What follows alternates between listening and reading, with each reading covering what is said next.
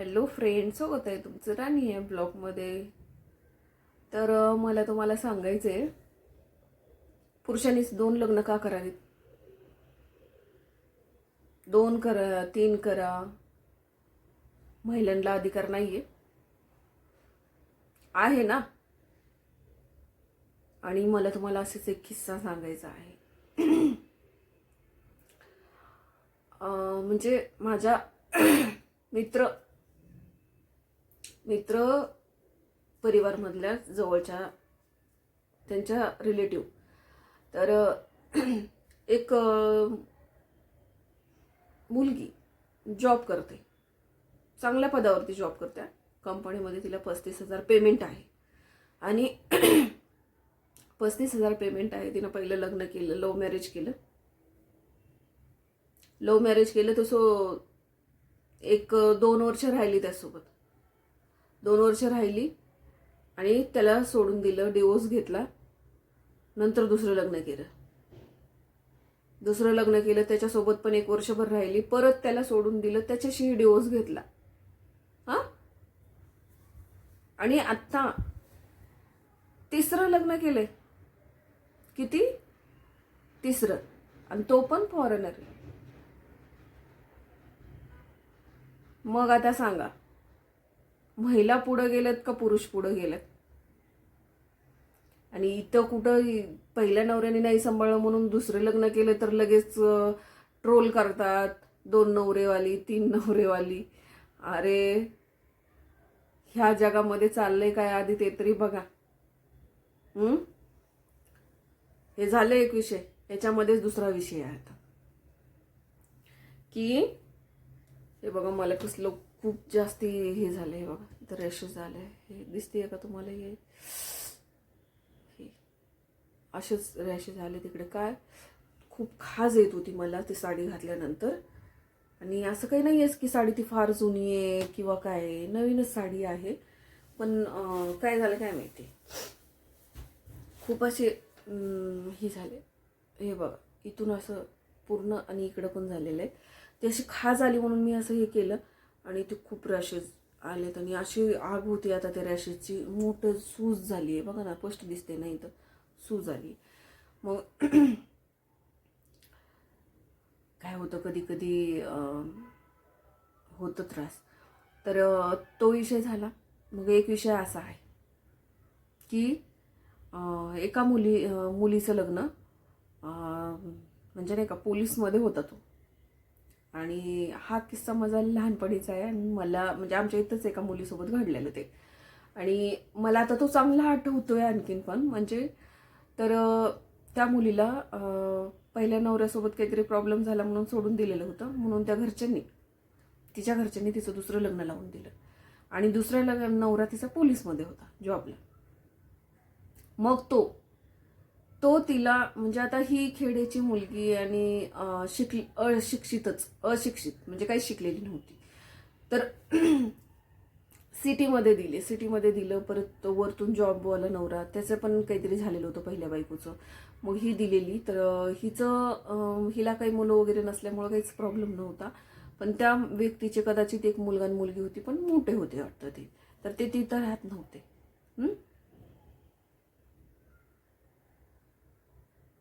तर नंतर काय झालं, मग ते परत ती अशी माहेरी येऊन राहिल्याच्या नंतर आता तुम्हाला माहितीच आहे, मग घरात आजूबाजूला सगळीकडे माहिती होतं लोकांना की ती आली आहे, परत तिला सोडून दिलं, यावं झालं त्यावं झालं असं होतं. तर मग ते विषय निघाल्याच्या नंतर आम्ही ऐकायचो ना की काय म्हणून आम्ही ऐकायचो. तर म्हणजे आता त्यावेळेला खरंच त्याचा अर्थ समजत नव्हता. पण ज्या वेळेला स्वतःचं लग्न झालं त्याच्यानंतर अर्थ समजला की म्हणजे तो काय प्रकार असतो. तर तो आता पोलीसमध्ये असल्यामुळं तो कसा म्हणजे खूप हे झालेला. आणि पोलीस लोक थोडेसे, म्हणजे सगळेच नाही, काही पोलीस लोक सायको असतात. तर मग ते तिला काहीतरी, म्हणजे आता तुम्हाला इथं वाटेल पण की ही काय भाषा किंवा कसं बोलते. तर असं नाही आहे. आता तुम्ही समजू शकता की म्हणजे मला काय म्हणायचं. तो रात्रीचं तिला म्हणजे खूप परेशान करायचा असं. परेशान करायचा आणि ती मुलगी त्याला म्हणजे घाबरून तिथून निघून आली आणि जायचंच नाही म्हणाली. जायचं नाही अशी म्हणायची. आणि मग तिनं घरच्यांना सांगितलं वाटतं की तो तिला काय करतो. मग घरच्यांना सांगितल्याच्या नंतर घरचे पण म्हणजे ती पण शॉक बसले ना की असं काय आहे यार, म्हणजे माहितीच नसतं तर ते असं का बरं करतात किंवा असं काय. मग नंतर ते विषय सगळीकडे माहिती झालं की ती मुलगी का आलेली आहे तर असा प्रॉब्लेम आहे. आणि त्याचा अर्थ मला आता समजलाय, पण मी आता इथे सांगू शकत नाही कारण इथं परत बरेच असतात असा विषय घ्यायचा असतो का असं बोलायचं असतं का. पण काही गोष्टी स्पष्ट बोलायला मला आवडतात आणि ह्याच्यात झाकण्यासारखं काही नाही आहे. तुम्ही बघा एवढे छोटे छोटे मुलं काय काय बघतात, बरोबर. सगळ्यांना सगळं माहिती, सगळ्यांना सगळं कळतं. आणि तसंही माझं काही स्किट चॅनल नाही आहे, नो स्किट म्हणून मी तिथं ऑप्शन दिलेलं आहे. त्याच्यामुळे मी इथं माझं हे करू शकते, पण मला त्या भाषेमध्ये त्या पद्धतीमध्ये नाही बाबा व्यक्त करता येणार. त्याच्यामुळं तर जाऊ द्या विषय तिकडे. पण मला असं म्हणायचं आहे की बऱ्याच अशा काही गोष्टी असतात, बऱ्याच असे काही प्रॉब्लेम असतात जे मुली फक्त आईशी शेअर करू शकतात. त्यामुळे असं फालतू काही पण करू नका की ज्यांनी करून तुमची इज्जत कमी होईल, बरोबर. तर पहिलं दुसरं तिसरं असं काही नसतं. लग्न ही लग्नच असतं आणि पुरुषांनी 4-4 लग्न केले तरी चालतात, त्याला मान्य असतात आणि त्याला सगळं सूट असते. आणि महिलांनाच का नसते, महिलांना पण अधिकार आहे. एक नाही चांगला भेटला दुसरा भेटेल, दुसरा नाही भेटला तिसरा भेटेल. मग असं पुरुष करू शकतात, महिला का नाही करू शकत. तर हे चुकीचं आहे. महिलांनी असं नाही करायचं, ती 2 नवरेवाली 3 नवरेवाली असं काही म्हणू नका कुणाला आणि बोलत जाऊ नका. ज्याची त्याची मर्जी राहिली. सगळेच काही असे नसतात की म्हणजे असं जीवन का घालवतात. आणि तुम्ही मला सांगा हो, आजी आजोबा 7 ते 70 वर्षाचे आपण आता बघतोय सध्या की मॅरिड लग्न करतायत. मग त्यांना काय शारीरिक सुखासाठीच करतात का होते? नाही. तर त्याच्या पलीकडे पण एक गरज असते मानसिक आधाराची, गप्पा मारण्याची. एकटेपणा वाटतो तेव्हाच ते निर्णय घेतात का त्यांना त्या आता त्यांचे शरीर काही काम करणार आहे, त्यांना काही मुलं पैदा करायच्यात नाही आहे ना. तर थोडं आपण फक्त का हो आपले कपडेच का बदललेत, विचार बदलायला पाहिजे. तुमची राहणीमान बदलली, तुमचे कपडे घालायची स्टाईल बदलली, तुमची बोलण्याची पद्धत बदलली, तुमची वागण्याची पद्धत बदलली, तुमचे विचार कधी बदलणार आहेत. तुम्ही एवढं सगळं बदलता, तुमची ती बदलायची गरज नाही आहे तुम्हाला खरं तर. पण तुमचे विचार बदलायची गरज आहे आणि विचार बदलले पाहिजेत की प्रत्येक व्यक्ती हा फक्त त्या सुखासाठीच लग्न करतो, त्या सुखासाठीच लिव्हिंगमध्ये राहतो, त्या सुखासाठीच तो काहीतरी करतो असं नसतं. त्याच्या पलीकडे पण खूप काही असतं.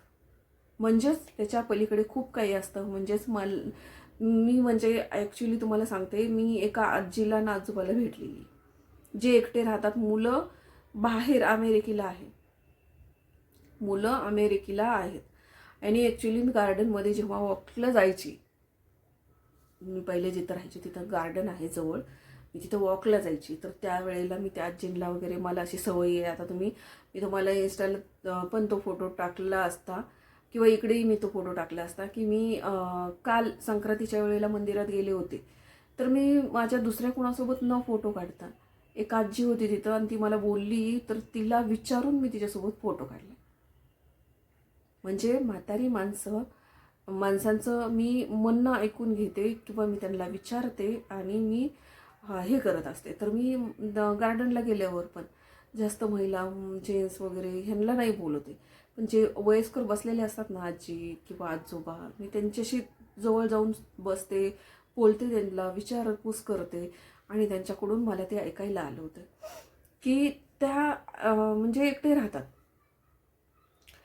राहतात मुलं, तिकडनं भरभक्कम पैसा पाठवतात पण काही उपयोगाचं नाही आहे. मुलं तिकडून पैसा पाठवतात पण प्रेम भेटतं का हो? एकटेपणा वाटायला लागतो. त्या ॲक्च्युली आजी सांगायच्या मला एकटं घर खायला उठतं. कामवाली येते, तिचं स्वयंपाक भांडे बिंडे सगळं आवरते, ती निघून जाते 1-1.5-2 तासामध्ये. परत मी दिवसभर एकटीच घरात असते म्हणून मी ह्या टायमिंगला गार्डनला येते की जरा कोणीतरी दिसतात माणसं वगैरे असं म्हणून. आणि माझं काय होणार आहे, मी जर मरून पडले तर कळणार पण नाही आहे.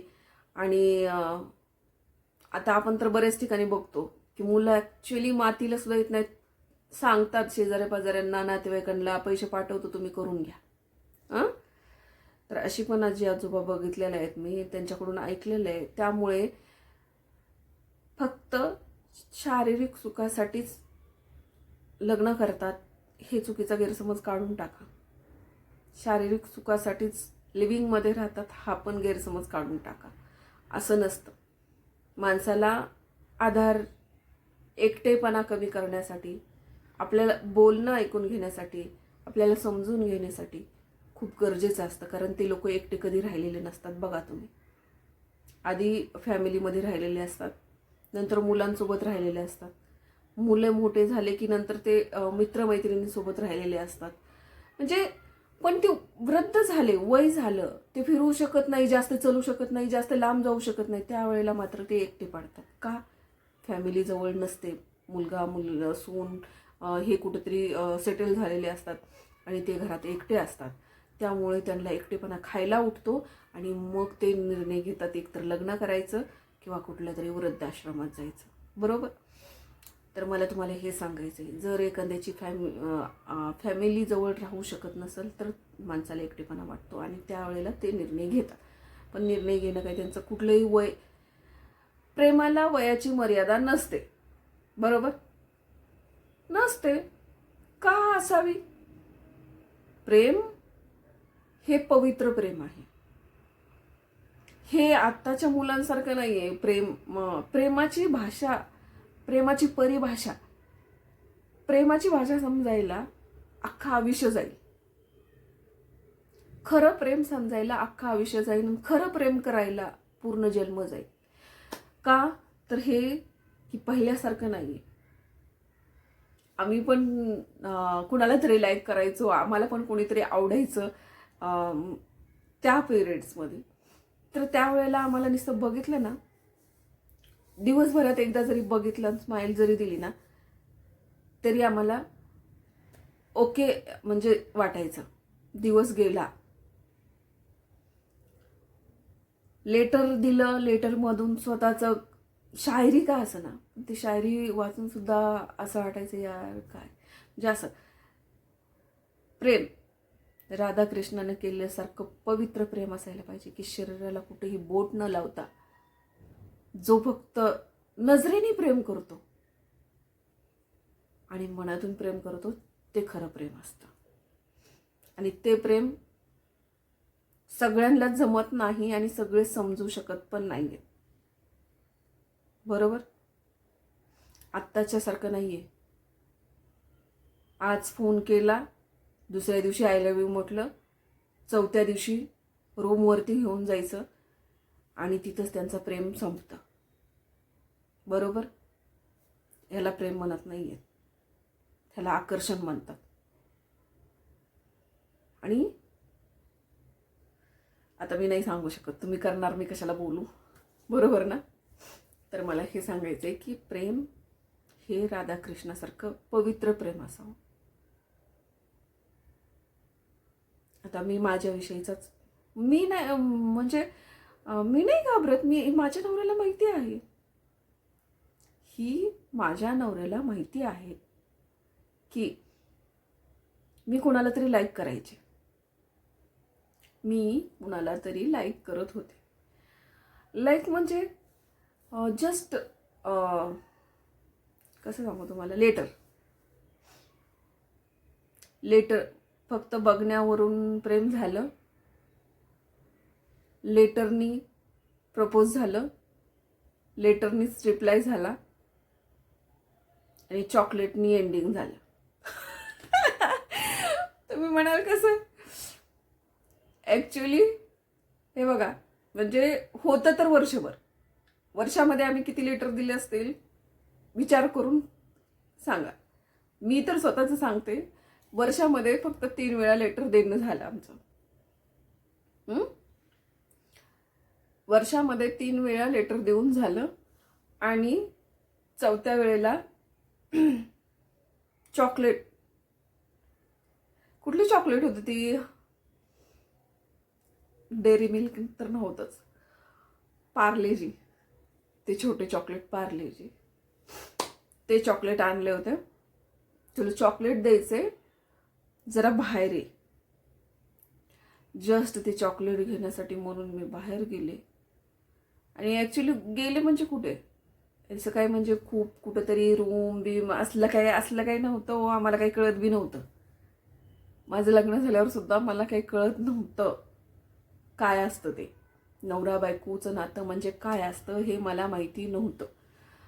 मग गल्लीच्या थोडंसं बाहेर जस्ट हातावर टेकवलं. तो कुठे उभा, मी कुठे उभा, त्यानं हातावर टेकवलं. ना हग केलं, ना टच केलं, एवढंच. आणि ते बघितलं चुलते मी. मग काय, खेळ खाल्लास. अहो खरंच खेळ खाल्लास. ते शेवटचं पण ते ना, ते चॉकलेट माझं शेवटचं एंडिंग ठरलं. तिथंच ब्रेकअप. म्हणजे कसा ब्रेकअप झाला, घरी चुलतेने सांगितलं. मग काय, बाहेर पाऊल ठेवणंच बंद. आणि बाहेर जर पाऊल ठेवला, बेधम मारहाण व्हायची, बेधम. आणि बहिणी, भाऊ, चुलत्या, कुणी ना कुणी एक जण सोबत, कुठं बी जायचं असू द्या. कशाच काय पुढं होऊ शकतं. डायरेक्ट परत लग्न. हे झालं. आणि हे माझ्या नवऱ्याला माहिती आहे, मी सांगितलेलं आहे. आमचं असं प्रेम होतं. आणि आजही आम्ही तेवढ्यावरच ये. त्याच्यानंतर ना मी कुणाला लाईक करू शकले, त्याच्यानंतर ना मी कुणाला त्या नजरेने बघू शकले ना, त्याच्यानंतर मला कुणी आवडलं, बिलकुल नाही.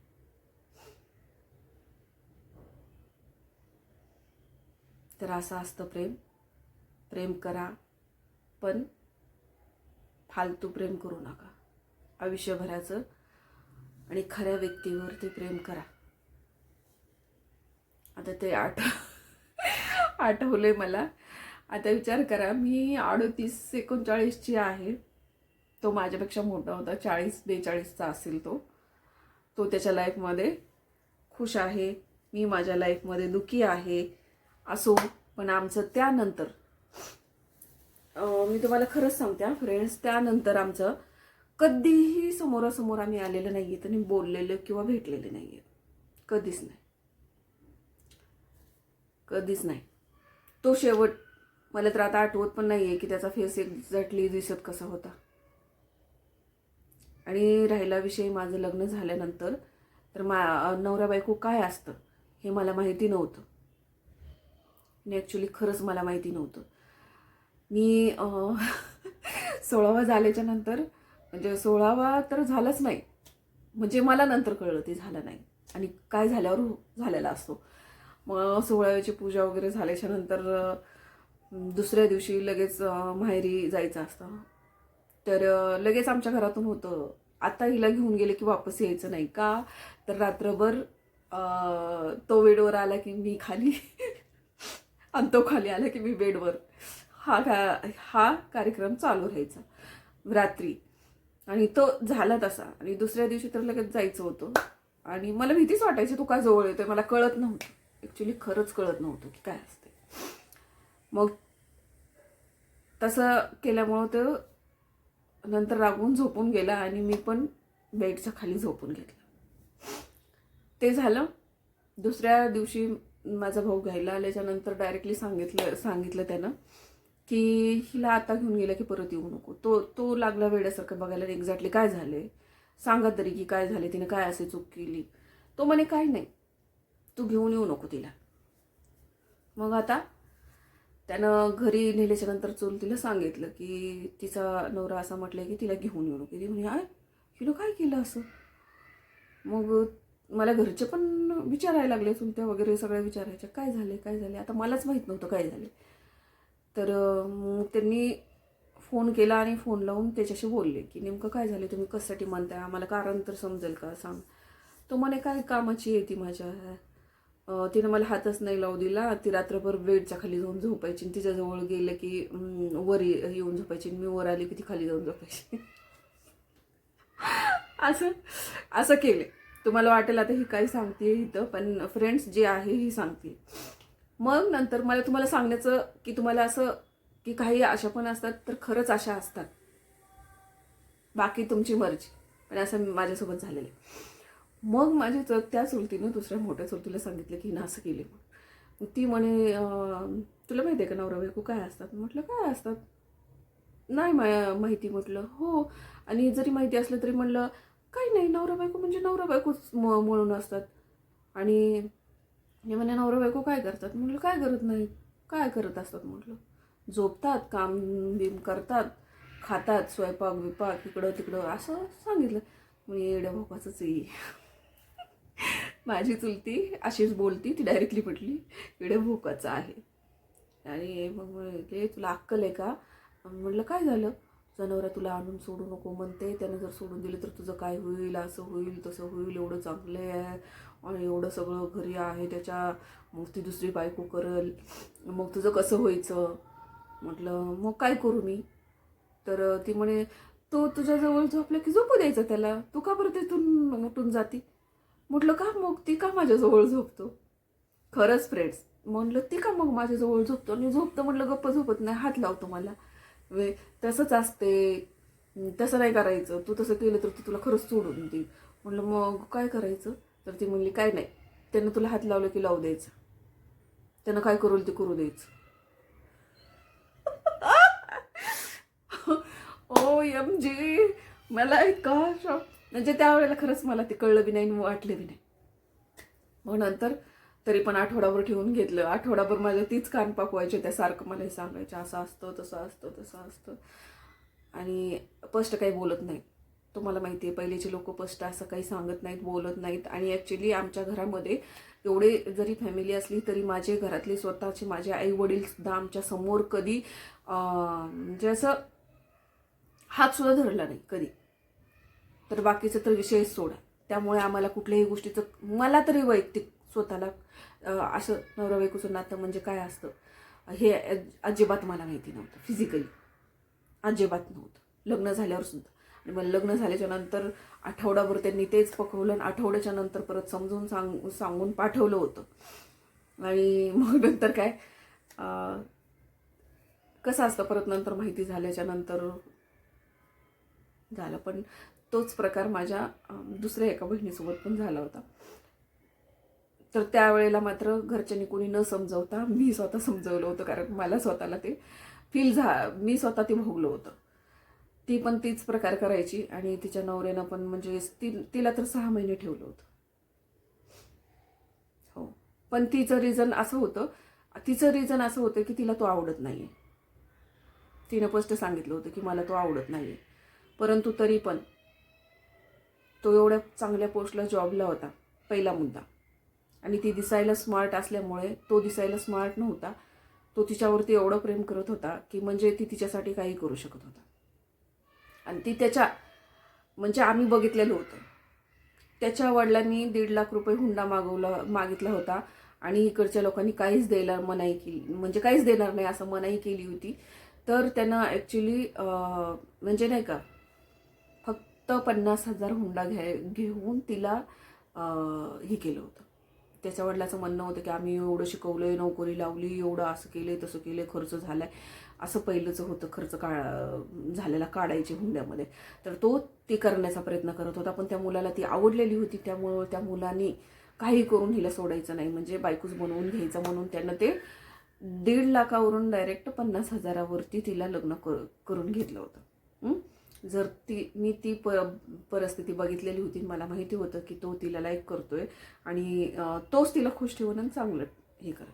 म्हणून मी पण ते परत सांगण्याचा प्रयत्न, तिला समजावून सांगण्याचा प्रयत्न केला. 6 महिने भली ती इथं राहिली, पण ती 6 महिन्याच्या नंतर जेव्हा गेली आणि मी सांगितलं, म्हणजे मी मोठेपणा नाही सांगत हो, चला सोडा, कोणी जरी असलं तरी मी तेच केलं असतं. परंतु ती जी गेली तर आज राजाच्या राणीसारखं राज्य करते येते. म्हणजे तो बस म्हणले की बसतोय आणि उठ म्हणले की उठतोय. का? तर काही लोक असे पण असतात जे सुंदरतेवरती मारतात, काही करू शकतात. आणि खरं प्रेम पण असतं काही जणांचं, तर त्याचं तसं होतं. म्हणून तो आज ती जी म्हणेल ती ऐकतो. आणि आता तिला कळलंय की खरंच मी सांगत होते तीच बरोबर होतं, की मी तिला म्हणायचे तू म्हणजे कसं असते, आपल्याला चांगल्यासोबत राहायचं नाही कळलं ना की मग वाईटांसोबत खटके खात बसावं लागतं. आणि आपल्या आवडीला महत्त्व नाही द्यायचं हो. आपण कुणाला आवडतो ह्याला महत्त्व द्यायचं, तरच ते प्रेम पण आहे आणि तरच ती नात्याची व्हॅल्यू पण समजते. आपण कुणाला तरी चॉईस करतो, तो कुणाला तरी चॉईस करतो आणि मग त्या नात्याला व्हॅल्यू नाही राहत.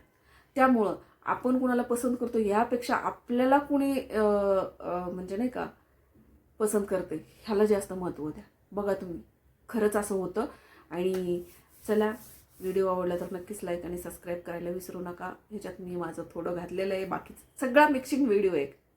तर चला, तो काय म्हणतात संक्रांतीची भाजी, मिक्स भाजीला गरगट्टा, तर तसं समजा हे गरगट्टा आहे. आणि व्हिडिओ आवडला तर लाईक आणि सबस्क्राईब करायला विसरू नका. तोपर्यंत मस्त खा, स्वस्त राहा आणि आपली आपली काळजी घ्या. तर भेटूया पुढच्या ब्लॉगमध्ये. तोपर्यंत बाय बाय.